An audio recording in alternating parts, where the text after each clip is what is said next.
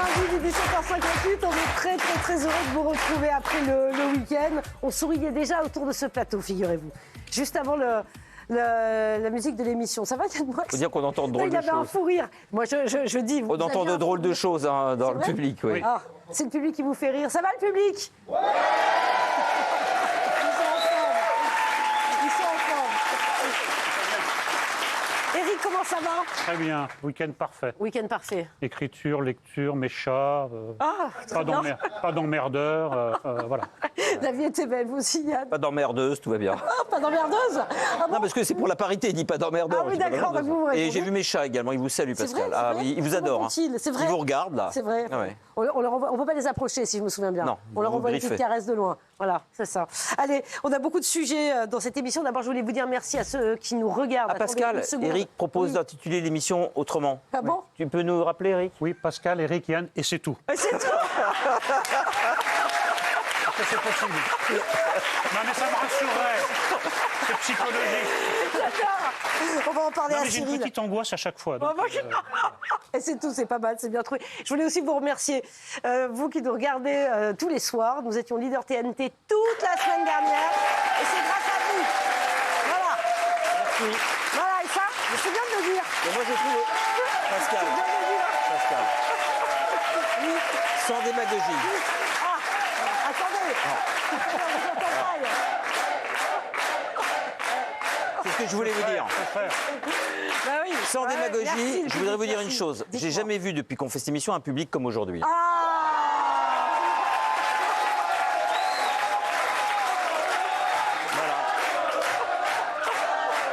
Merci.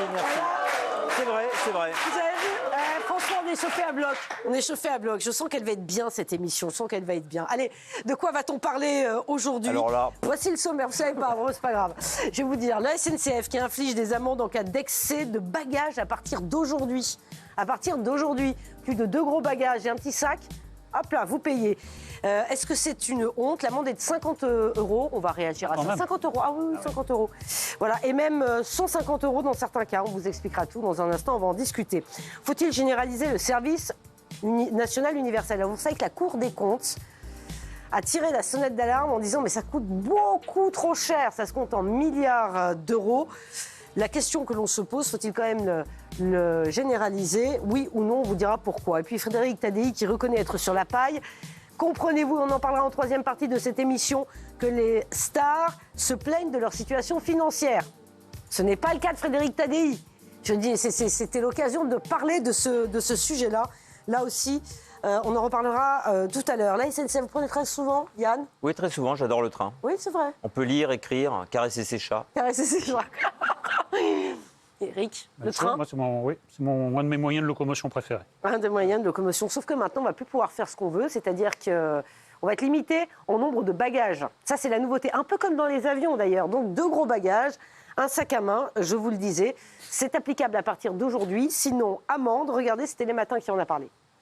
Voyager en étant plus léger. À partir de ce matin, c'est la nouvelle règle de la SNCF pour tous les TGV et intercités.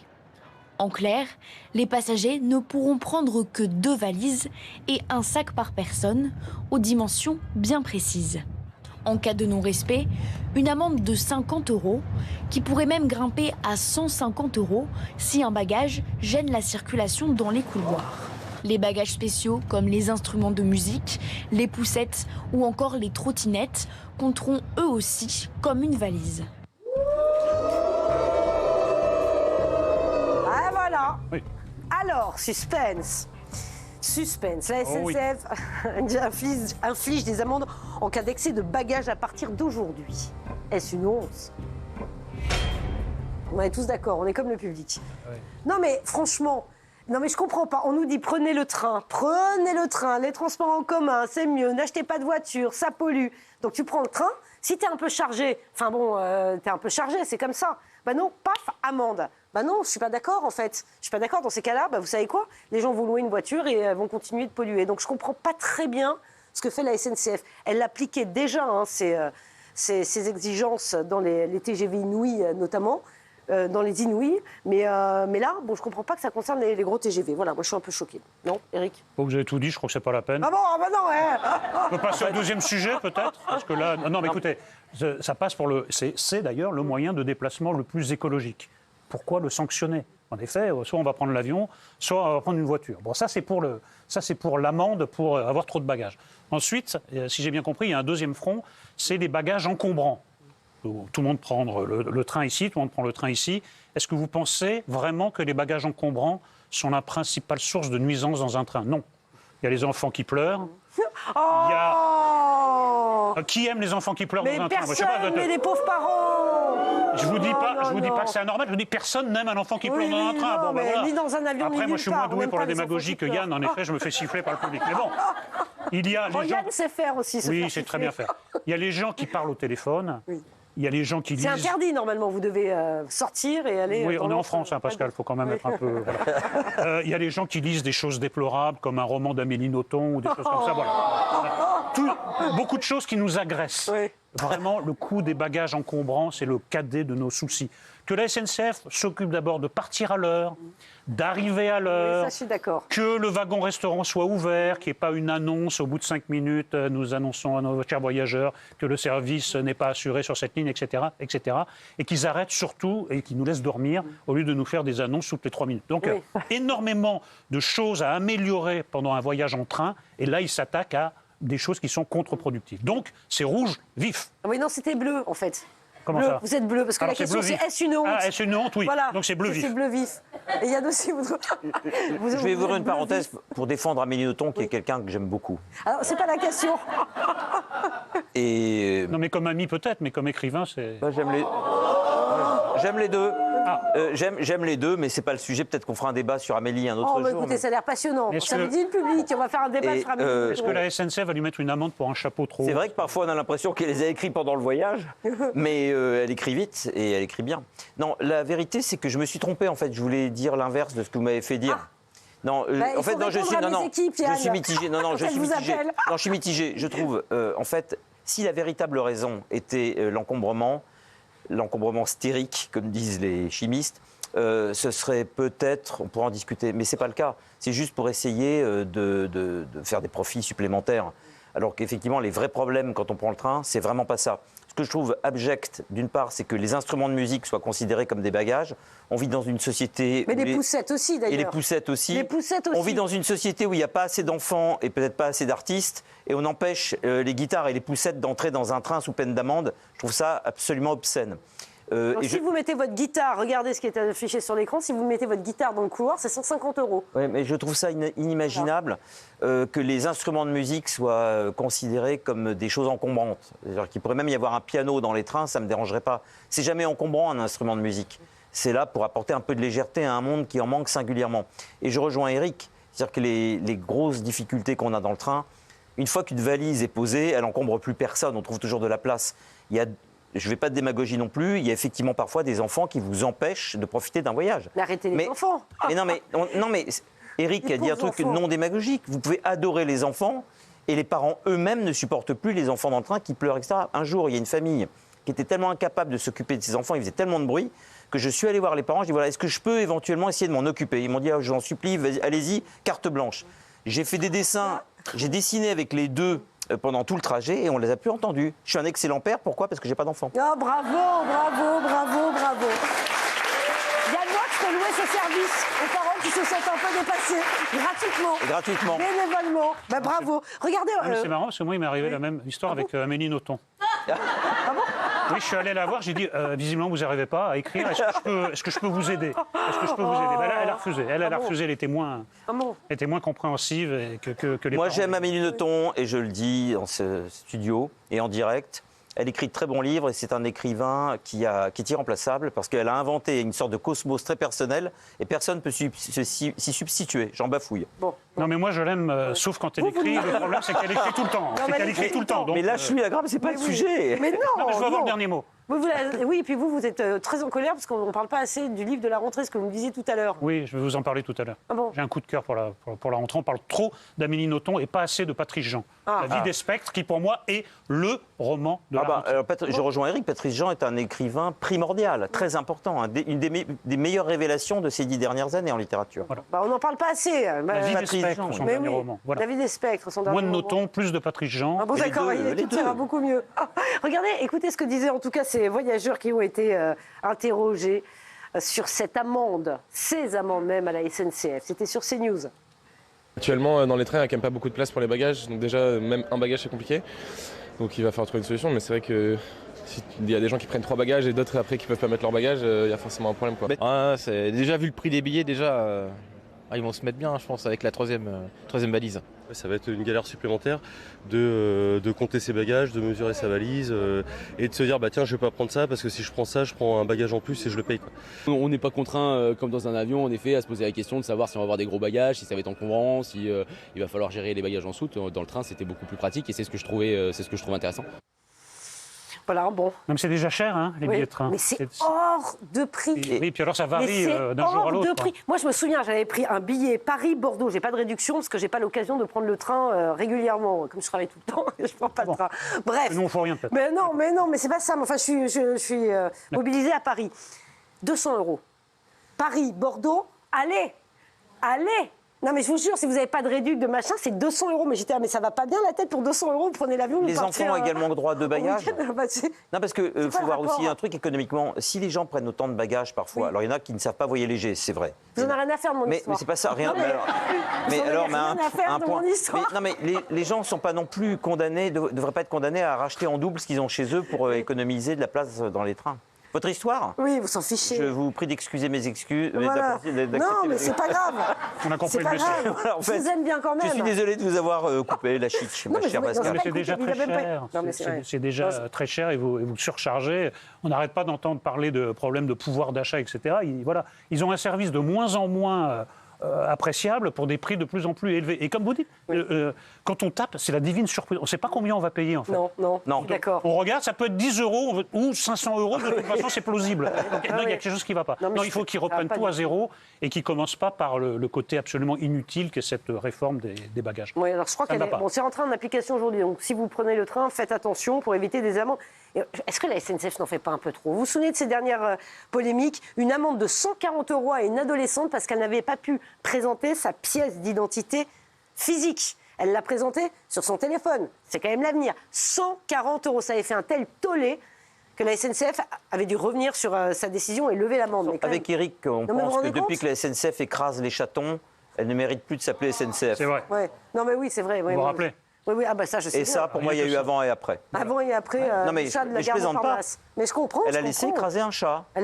Non, c'est pas laissé écraser, elle a volontairement. Oui, elle savait qu'il y avait un Ouais. chat dessous et elle a quand même Elle a- fait démarrer une elle a- locomotive. Bon, bah oui. Ouais, vous c'est vous lui, souvenez de cette c'était lui, c'est histoire ce chat-là. Je le reconnais. qui était caché, ouais, voilà, exactement. C'était C'était lui. horrible, cette histoire. C'était horrible. Et cette amende aussi pour... Ah oui, ça c'est génial aussi. Vous voulez faire une surprise à votre amoureux, vous réservez des billets. La personne a réservé des billets, du coup, à son nom, pour pas alerter son amoureux. Eh ben, amende, 250 €. Voilà. J'ai pas compris, là. 270. Et pourquoi ? Parce que le deuxième billet n'était pas au bon nom. Elle avait pris les deux mêmes billets à son nom. Ah, les Pour pas- salauds. Mais vous vous rendez compte Ah non, ça, c'est pas bien. 270 € pour avoir échangé, Je comprends en pas. fait. Voilà, mais vous vous rendez compte Je comprends pas. Ils passent leur vie, ils dépensent des millions pour essayer. Il y a des petits clubs marketing, des espèces de groupes de réflexion pour imaginer des moyens de modifier l'image désastreuse qu'a la SNCF auprès des clients. Et en fait, ils prennent des mesures qui les engluent dans la détestation pour 20 ans de plus. Bah oui, Non, mais dans cette affaire, moi, ou comme dans d'autres, je voudrais assister à la prise de décision. Ah oui. Donc il y a 20 personnes autour de la table et ils font un tour de table. Voyons, si quelqu'un veut faire un cadeau à son amoureux, donc change les noms, donc en effet, il se fait contrôler, il est dans son tort.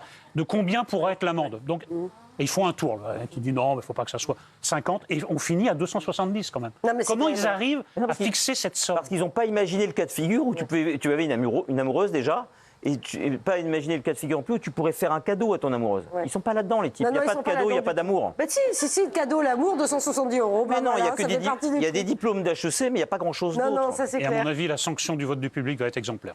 Exactement, ça va s'affiche. faire très, très Qu'en mal. pensez-vous chez vous? Vous savez que vous pouvez réagir, #PEYA. Eh bien voilà. Est-ce que c'est une honte? Oui, à 73%. Ben voilà. 73,5%. Et on sait maintenant qu'il y a 26,5% des Français qui bossent pour la SNCF. Ouais.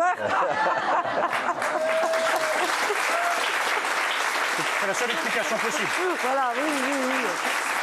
Ou alors qu'il y a certains qui ont dû passer au-dessus de bagages trop encombrants, que sais-je. Autre sujet dont nous voulions parler aujourd'hui, le service national universel. Pourquoi on en parle? Parce que d'abord, il a été épinglé par la Cour des comptes, il coûte très, très, très cher, trop cher. Oui, trop cher, d'ailleurs. D'ailleurs. Mais nous, on se pose la question, faut-il le généraliser? C'est vrai que quand les jeunes font cette journée de service universel, généralement, ils ressortent convaincus. À quoi sert-elle? Faut-il généraliser cette journée et ce service national universel? Regardez la vidéo, on en parle juste après. Nous irons vers la généralisation du service national universel en seconde. 8 mois plus tard, le SNU n'est toujours pas généralisé et il est dans le viseur de la Cour des comptes. La raison, ne pas remplir totalement ses objectifs. Le premier d'entre eux, favoriser la mixité sociale.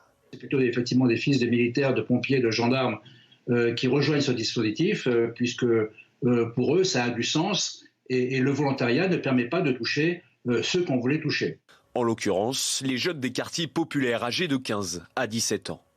Autre problème, le coût de ce dispositif, 2 milliards d'euros dans sa configuration actuelle, 3,5 à 5 milliards s'il se généralise. Faut-il généraliser le service national universel? Voici nos réponses. Vous dites non, Eric. Tu es sûr de la tienne, En fait, Yann, cette fois-ci? non, je m'étais encore trompé. Enfin, non, non. Écoutez, Yann. Non mais j'ai mal. Non mais je m'excuse auprès. Non mais je m'excuse auprès de Sacha et Cécile, c'est qu'en fait j'avais. Mais il vous appelle dès 10h le matin. Non, je vous explique. On vous change les couleurs. J'ai été chez l'ophtalmo. Il m'a mis des gouttes. Vous savez pour quel voilà. Et donc depuis ce matin, je vois pas bien. Non, c'est la vérité. Et donc du coup, je croyais que la question c'était est-ce qu'il faut réanimer le service national, mais le vieux, celui qui a été aboli par Chirac. Donc j'avais répondu oui. Donc je pourrais quand même parler quand Eric aura fait sa tirade. Non, mais bien sûr, non. Alors Eric, bon. C'est une aberration selon vous? Je sais que ça va être un grand effort, Pascal, pour vous, mais essayez d'imaginer que nous soyons dans un pays normal. Dans ce pays normal, quelqu'un vient vous voir et vous dit « Bon, on a inventé un truc, là, c'est sous forme d'expérimentation, ça coûte une blinde et ça sert à rien. Est-ce que vous voulez le généraliser ?» Dans un pays normal, non. Et nous sommes en France. Donc, la même personne vient vous voir. Bah, écoutez, voilà, on a un truc, là, ça coûte une blinde, ça sert à rien. Est-ce que vous voulez généraliser? Oui, dit M. Attal, oui, dit M. Macron. Ça ne sert à rien. Alors, je commence par le prix. Vous savez qu'il y a des chiffres qui ont été cités, là, mais personne, en fait, ne connaît le prix, en réalité. Personne ne contrôle. Et on parle de milliards. Mais la Cour des comptes, quand même. Oui, mais la Cour des comptes ne s'est pas exactement dit que ça peut être ça, mais que ça peut être un peu plus, que c'est difficile de calculer. Et là, ça se calcule en milliards, et vous savez que nos caisses sont vides. Donc c'est déjà un argument. Ensuite, ça ne sert à rien. Pourquoi? Parce qu'en effet, il n'y a que les convaincus, c'est sur la base du volontariat, il n'y a que les convaincus qui se soumettent au SNU, c'est-à-dire des fils de militaires, des fils de policiers, des fils de gendarmes, de pompiers, etc., etc. Or, l'objectif, c'était, comme l'ancien service national, de mélanger les gens, une forme de mixité sociale. Là, c'est exactement le contraire. C'est-à-dire que vous avez juste une partie de la France qui s'y soumet et l'autre qui ne veut pas se mélanger. Donc c'est un échec sur toute la ligne. Ce serait faire honneur à la logique et faire aussi des économies que d'y renoncer. Mais comme nous sommes en France, je crains que ça n'aille jusqu'au bout de ce débat. Malgré l'alarme de la Cour des comptes? Oui, ou à cause de l'alarme de la Cour des comptes, puisque c'est absurde, allons jusqu'au bout. Soyons français. Oui, des Gaulois réfractaires, c'est ça? Les fameux Gaulois réfractaires. Des Gaulois réfractaires et obstinés. Et obstinés. Bon, restez avec nous, on va revenir dans un tout petit instant. La réponse de Yann Moix, qui va savoir dans un instant s'il est rouge ou bleu. Il va remettre des gouttes. Il va remettre des gouttes. Et on aura la réponse dans un tout petit instant. On va parler aussi dans un instant des stars, les stars qui vont sur les plateaux, souvent chez Jordan Deluxe d'ailleurs, et qui disent que voilà, ils ont cramé tout leur argent et qu'il ne leur reste rien pour vivre parce que c'est une honte. On a plein d'extraits à vous montrer. On en parlera tout. 18h25, vous êtes sur C8, on est en direct. Merci d'être là, merci d'être si nombreux. Toujours avec Eric Nolot, avec Yann Moix, avec le public.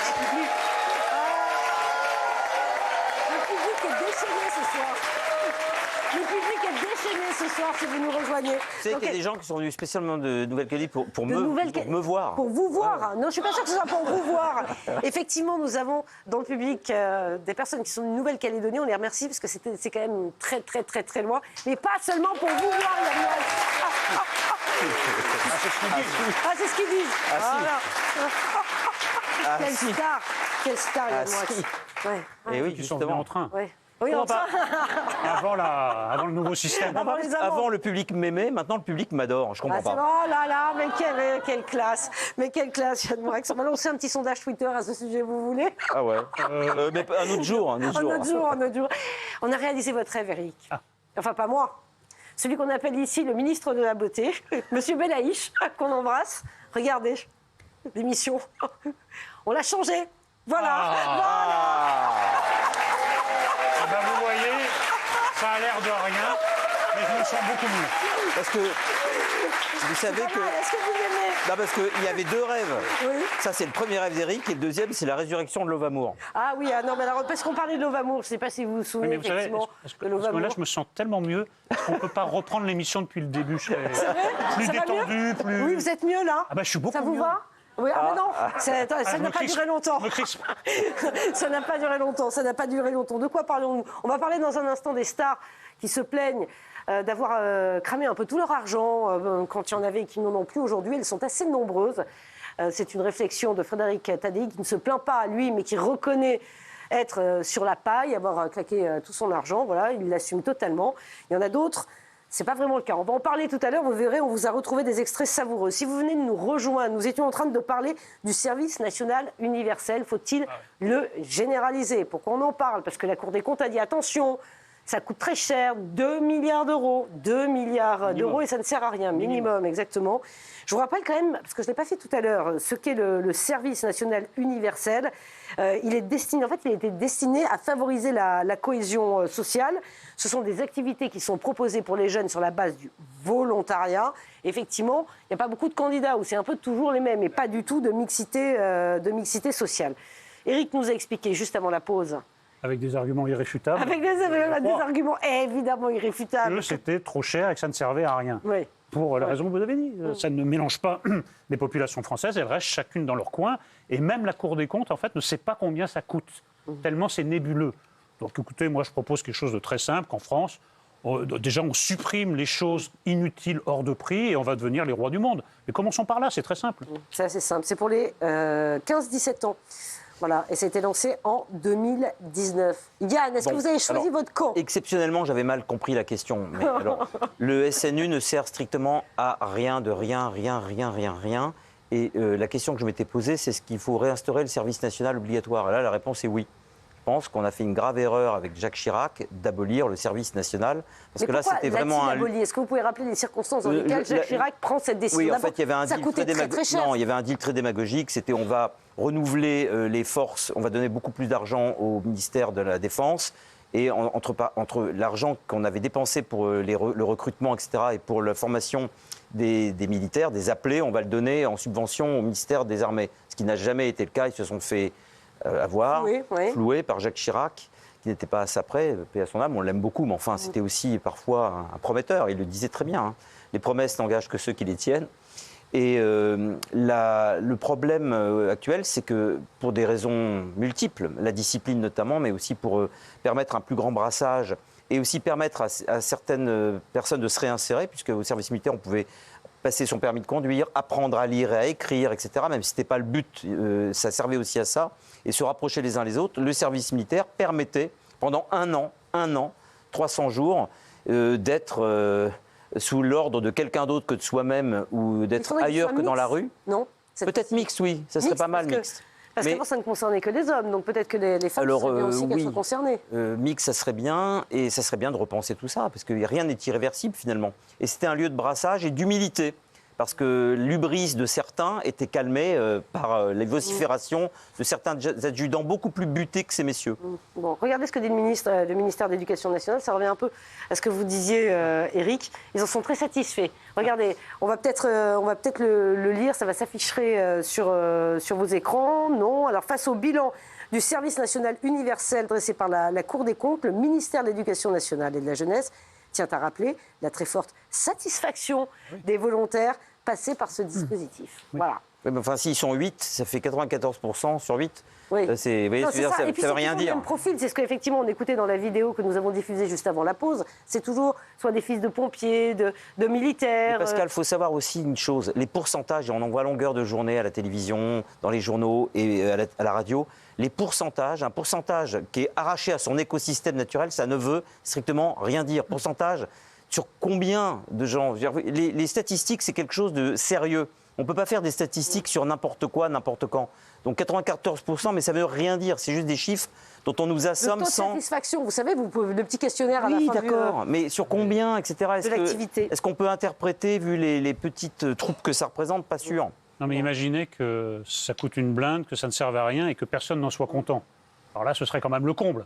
Encore heureux que ceux qui... Est-ce qu'on parle de satisfaction de la part de volontaires? Oui. En gros, hein. Oui, voilà, parce donc que évidemment, c'est sur la base le taux du de satisfaction volontariat. avant d'y aller, il est de 100%. Et quand on en revient, puisqu'on s'est fait une entorse, il est plus que de 94%. Donc, non, mais parce qu'il y avait des épinards à la cantine. Bon, voilà, non, mais c'est absurde. Vous avez fait votre service militaire. Quel souvenir vous en gardez? Service national, moi, j'étais prof. Ah, vous étiez prof? J'étais prof, j'ai fait un service national. Contrairement à Yann, j'ai lu son livre où il raconte son service. Vous étiez où? Vous étiez officier? Oui, j'étais dans les troupes de marine à Verdun. Je formais les jeunes appelés. Ah oui? Vous n'avez pas du tout rigolé, vous? Ah si, on s'amusait quand même. Ah oui, vous amusez quand même? C'est sans doute ma plus belle année, le service militaire. J'ai eu une formation exigeante, mais ça s'est bien passé. Et puis, il y avait une très bonne ambiance. On a appris à marcher dans la forêt, à se repérer dans la nuit, à dormir sous une toile de tente, à se débrouiller. Et je trouve que c'est très bien pendant un an. Mais apparemment, pas à mettre des gouttes. Au-delà... non, mais vous savez... manqué à ta formation. Oui, mais tu sais qu'Éric... à 20 ans, on a la vue qui fonctionne un peu mieux que par la suite. Hélas, et puisqu'on fait du tir au FAMAS, on faisait, donc le tir nécessite une bonne vue. Et je dois dire que c'est une année qui ferait du bien à beaucoup de gens, beaucoup de jeunes gens. Donc revenir au service militaire comme on l'a connu. J'ai pas connu une année caricaturale, vous savez, avec des officiers vexatoires, des gens désobligeants. C'était plutôt intelligent, bien fait. C'était quoi, lever 6 heures Ah bah oui, lever 6 heures, le lit en batterie. Ah oui, ça, bah oui. c'est pas des clichés. Non. Les Rangers brillantes, ah bah oui, en toutes circonstances. En toutes circonstances. Ouais. Non, mais Yann soulève un point important, c'est que soit on le fait, le service national, soit on le fait pas. Exactement. Là, c'est un peu un entre-deux qui comme le bac. Convient à personne. Oui, c'est ça. Comme le bac. Qui convient à personne. C'est ni un service militaire ou national, et puis c'est pas non plus autre chose. C'est un truc un peu mi-chair, mi-poisson. Et d'ailleurs, ce que dirait qui est intéressant, parce qu'en France, on vit beaucoup dans le flasque, dans le flou, dans l'informe. C'est-à-dire qu'il y a des choses qu'on conserve, c'est des rogatons de choses qui valaient dire quelque chose il y a longtemps et qui ne veulent plus dire grand-chose. Moi, ça me fait vraiment penser au baccalauréat. Le baccalauréat, comme on le donne à tout le monde, il n'existe plus en tant que tel. Si vous soulignez un mot et que vous soulignez tous les mots d'un livre, autant ne rien souligner du tout. Vous voyez ce que je veux dire? Donc en fait, on fait semblant de faire perdurer des institutions qui sont des coquilles de noix vides. Voilà. Donc, retour au service militaire. Dans le public, levez la main. Je voudrais savoir qui est pour, vous trouvez que c'est une bonne idée de remettre en place, alors évidemment, version 2024-2025, le service militaire. Qui serait pour? Oh, mais tout le monde, là, waouh, ok. Bon, bah écoutez, si vous nous Parmi écoutez... les gens qui ont levé la main, aucun n'y serait soumis. Je non, voilà, c'est exactement ça. Mais peut-être que l'unanimité s'explique un peu... Non, mais voilà, mais si c'était les garçons et les filles, parce que là, c'était que les garçons avant, je pense qu'il faudrait une certaine... Si c'est pas coucher avec des filles, il va y avoir des vocations. Non, mais pas coucher avec des filles, enfin, Éric Nolot. Mais non, mais je pense que ça devrait concerner tous les jeunes dans ces cas-là. Il y avait déjà des filles quand j'étais au service militaire, mais il y en avait très peu. Oui, mais il n'y avait aucune obligation pour les filles. Voilà, donc que pour les garçons, parce que même au niveau des études, parce que c'est vrai que les garçons ne peuvent pas être pénalisés. Aujourd'hui, garçons et filles font le même nombre d'études. Cette année de transition, on va dire, ou d'expérience, il faudrait qu'elle soit imposée aux deux parties. Non, ce qui fait vraiment du bien, si on résume, c'était le brassage culturel et social, mais aussi vraiment le fait qu'il y a des petits caïds, j'en ai connu, tout d'un coup, quelqu'un leur disait non, tu ne fais pas ça, tu feras ça à la place. Et ces types n'en revenaient pas qu'il y ait d'autorité au-dessus d'eux. Comme les parents n'avaient pas d'autorité, que les professeurs n'en avaient pas non plus, que les gendarmes n'en avaient plus, là, tout d'un coup, à l'intérieur de la caserne, il y avait une autorité qui arrivait de manière abrupte. Et qui était respectée, ça ils n'avaient pas le choix. Pas, là, hein. Donc là, c'était bizarre, mais ça calmait quand même certaines ardeurs. Oui, mais alors, peut-être qu'on peut imaginer autre chose, alors que le service militaire ne s'applique qu'aux petits caïds. Ouais. C'est-à-dire qu'on sépare les voyous, les délinquants, et qu'on leur remet un peu de discipline dans la tête. Petits caïds qui, au bout de quelques jours, redevenaient des gens tout à fait aimables et fréquentables, comme par magie. Comme par magie. Allez, qu'en pensez-vous? Vous, chez vous, évidemment, nous avons lancé le sondage et la discussion sur les réseaux sociaux. C'est partagé. Non, c'est quand même un peu plus partagé. Bon, d'habitude, on a l'habitude de 90% 10. Hein. Là, on est à 60% pour oui. Faut-il généraliser le service universel? Non, non pour 40% quasiment. Voilà. Donc voilà, mais on n'a pas posé la question du retour du service autour militaire. De nous, ce public formidable et extraordinaire, c'est un peu endormi, non? Mais pas du tout, le public. Pourquoi? Je voulais vérifier. Hein, non, on vous adore, on vous adore. C'est qu'il y en a plusieurs qui ronflaient, donc ça nous a fait penser. C'est ça. Peut-être qu'il n'y a pas de rapport. Il y a des gens qui ronflent éveillés. Non, c'est la caméra qui ronflait, c'est la caméra. Allez, autre sujet, dernier sujet. Tiens, c'est une petite déclaration de Frédéric Tadei qui nous a fait réfléchir, qui reconnaît être aujourd'hui sur la paille après avoir gagné beaucoup d'argent.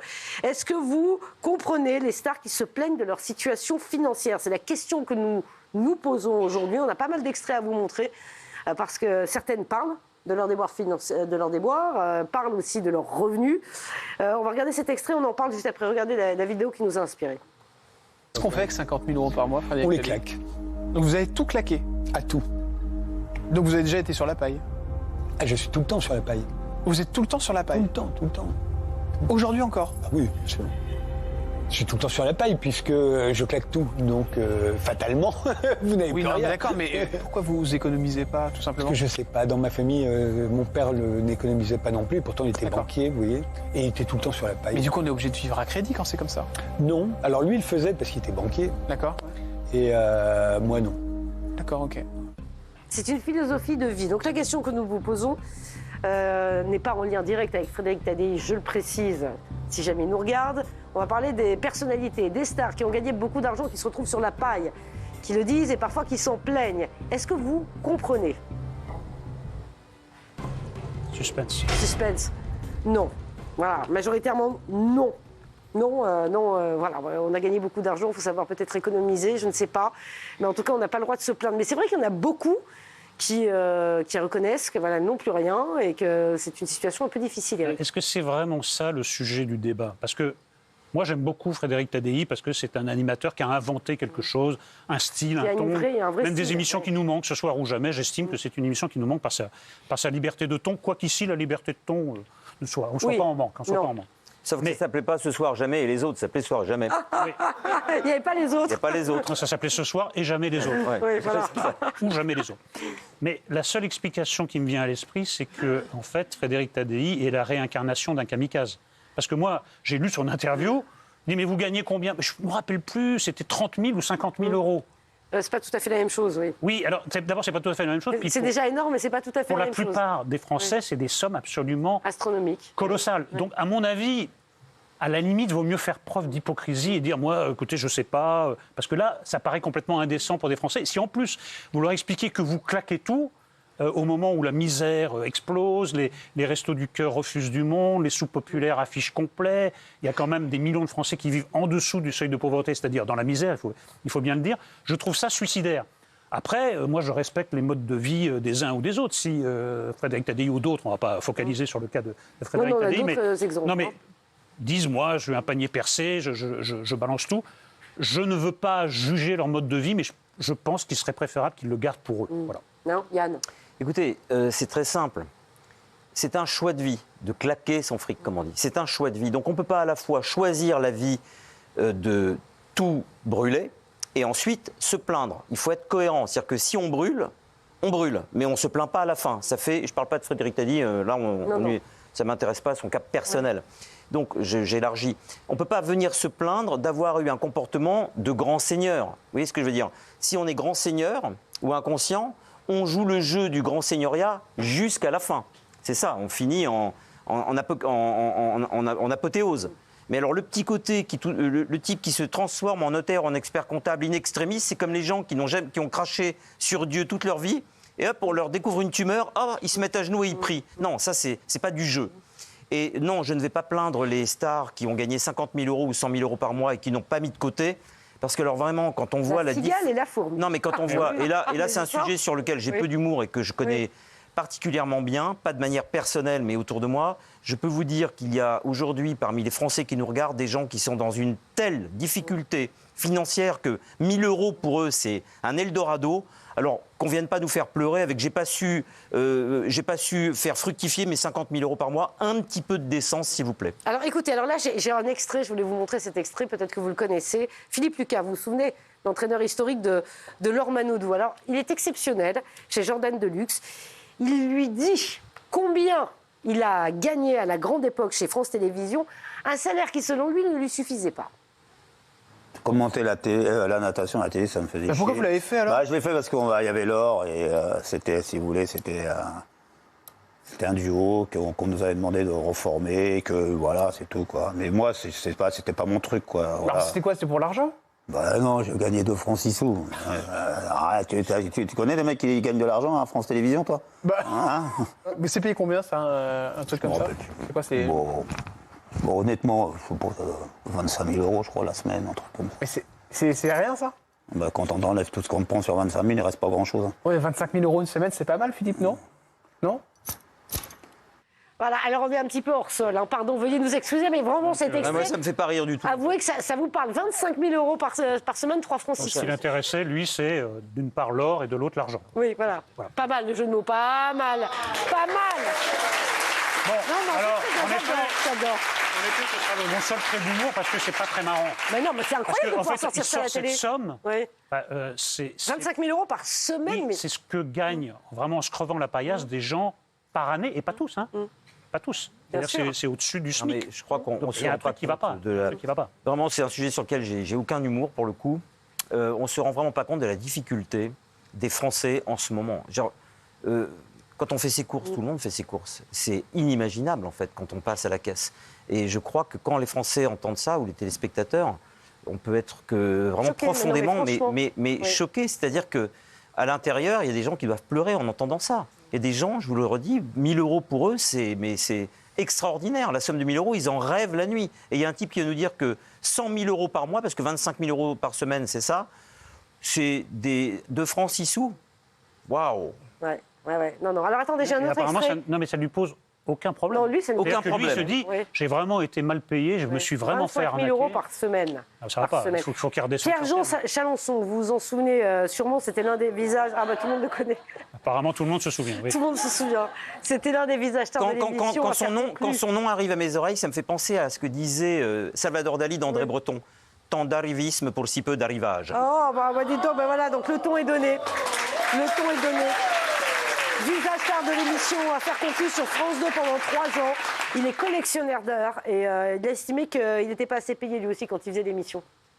On a commencé, on était payé 500 € hors taxe, par fiche de... D'accord, combien de tournages par jour? On avait, au départ, on faisait 4 émissions. D'accord. Et à la fin, on était à... 2 000 € par jour. Et on était... Non, c'était tout compris. C'était 500 € pour 4 émissions. D'accord. Et après, on l'a monté jusqu'à 6 émissions. Et à la fin, au bout de 3 ans et demi ou 4 ans, j'étais payé 1 500 €. Combien de journées de tournage par mois? C'était 8 à 10. Donc 1 500 x 10. Voilà, mais... Donc, à peu près 15 000 € par mois. Oui, mais ce n'était pas du net, c'est-à-dire que il fallait diviser par 2 et puis il fallait acheter. Donc en fait, moi j'étais pas marchand, donc en fait je perdais de l'argent. Non mais là c'est quand même des trucs plus raisonnables. Oui. C'est parce qu'il fait beaucoup de journées de tournage que ça finit par faire une somme. Mais on n'est pas dans l'indécence. Puis il n'a pas l'air de trouver ça, de dire écoutez, c'était vraiment les pièces jaunes, c'était horrible, on était maltraités. Je trouve que là, il n'y a pas d'indécence. Bon, et que dire de cette phrase de Véronique Jeunesse? Alors, il faut que je gagne. Alors, il faut que je. Non, c'est pas français en fait. Hein.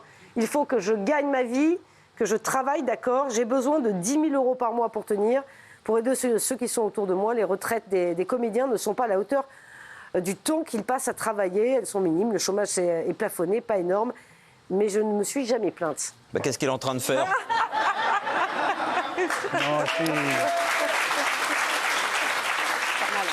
Non, et puis il y a un verbe qu'on ne peut pas utiliser, c'est tenir. C'est tenir. Non. Ouais. Parce que tenir, je ne sais pas, ici, autour de cette table, autour du public, Tout le monde est passé, quand on était plus jeune, par des périodes où en effet il fallait tenir à la fin du mois, parce que la fin du mois commençait le 5, qu'on était à découvert le 5, que le 6, le banquier vous passait cet inénarrable coup de téléphone en disant « Écoutez monsieur, il faudrait songer à... » Il faut réagir. Oui, il faudrait songer à combler votre découvert. On avait envie de lui dire « Mon gars, si j'avais de quoi combler mon découvert, ce serait déjà sur mon compte. Donc c'est que je ne l'ai pas. » Bon. Donc tenir, on savait ce que c'était que tenir 3 semaines jusqu'à la paye. Donc le mot tenir, là, je trouve que c'est vraiment très... Enfin, il est employé de manière très indécente. Pour ne pas cogner sur elle de manière totalement aveugle, je dirais que je vois ce qu'elle veut dire sur un point. C'est-à-dire que la vie à Paris est horriblement, désespérément coûteuse. Ça atteint des... C'est-à-dire qu'on dépense vite 150 € par jour à Paris, si on ne fait pas attention. Avec les loyers, etc., ça devient tellement fou qu'à Paris, sans vouloir utiliser le mot de tenir, parce que tenir, c'est vraiment d'aller dormir à la rue, etc., il faut avouer que 10 000 € par mois à Paris, quand on a une famille, etc., un appartement, machin, ça va très vite. Ça va très vite, effectivement. Pourquoi vous faites ça tout le temps? Vous nagez après, vous aussi? Parce que c'est l'heure de s'arrêter. Voilà. Si vous voulez aller négocier, je vous laisse aller négocier. Mais c'est l'heure de s'arrêter. Voilà. Mais bon, on revient demain, bien sûr. Nous revenons demain à la même heure. Merci beaucoup de nous avoir suivis. 18h46, tout de suite, c'est Thierry Lavena.